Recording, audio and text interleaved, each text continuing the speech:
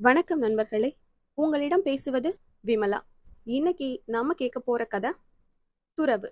இது வரைக்கும் இந்த சேனலை நீங்க சப்ஸ்கிரைப் பண்ணல அப்படின்னா மறக்காம சப்ஸ்கிரைப் பண்ணுங்க.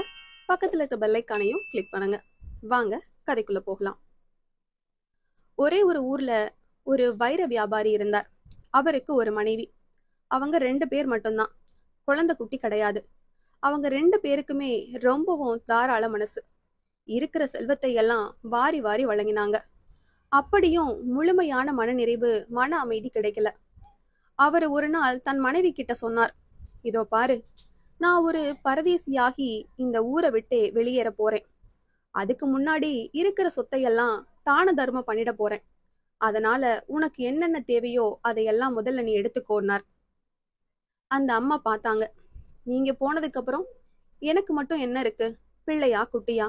நானும் உங்க கூடவே வந்துடுறேன். நாங்க உன்னால ஊர் சுத்த முடியாது, காடு மேடெல்லாம் அலைய முடியாது. பசி, பட்டினி, குளிர், வெயில் எல்லாத்துக்கும் ஈடு கொடுக்க வேண்டி இருக்கும். அதனால உனக்கு இது வேண்டானார். ஆனா அந்த அம்மா பிடிவாதமா நான் வந்தே தீருவேன்னு உறுதியா சொல்லிட்டாங்க. வேற வழி இல்லாம அவங்களையும் அழைச்சுக்கிட்டு அவர் புறப்பட்டார். அதுக்கு முன்னாடி இருக்கிறதையெல்லாம் வாரி வாரி வழங்கினாங்க. கடைசியா கழுத்துல கிடக்கிற நகைகளையும் கலட்டுனாங்க அந்த அம்மா. என்ன இது, அதையும் கலட்டுற? நம்ம கல்யாணத்துக்கு அடையாளமே அதுதானேன்னார் இவர். எப்போ நாம துறவு வாழ்க்கைய தொடங்கிட்டோமோ அப்பவே கணவன் மனைவிங்கிற பந்தம்லாம் போயிட்டது. இனிமே நீங்க வேற, நான் வேற. இருந்தாலும் நாம இப்போ ஒன்னா சேர்ந்து போறது எதுக்குன்னா ஒருத்தருக்கு ஒருத்தர் உதவியாத்தான்.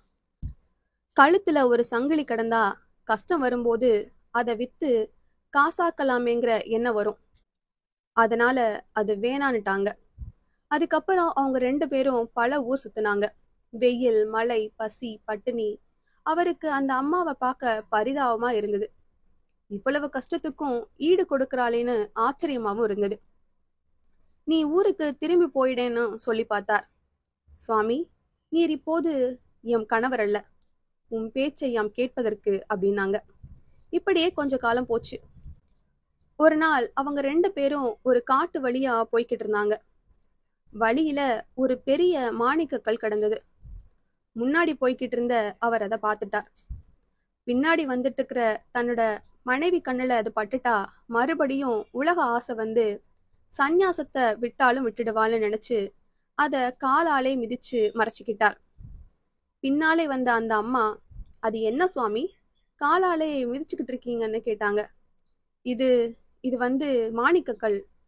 இத பார்த்து உனக்கு உலக ஆசைகள் வந்து மனம் மாறி போயிடுமோன்னு பயந்துதான் இதை மறைச்சேன்னார் அவர். இதுக்கு அந்த அம்மா சொன்னாங்க, சுவாமி, தங்களுக்கு இன்னமும் மாணிக்கத்துக்கும் மண்ணாங்கட்டிக்கும் வித்தியாசம் தெரியுதா? எனக்கு 2ம் ஒன்னா தான் தெரியுது அப்படின்னாங்களாம். இதுல இருந்து என்ன தெரியுது? துறவுங்கிறது அவ்வளவு சாதாரண சமாச்சாரம் இல்ல.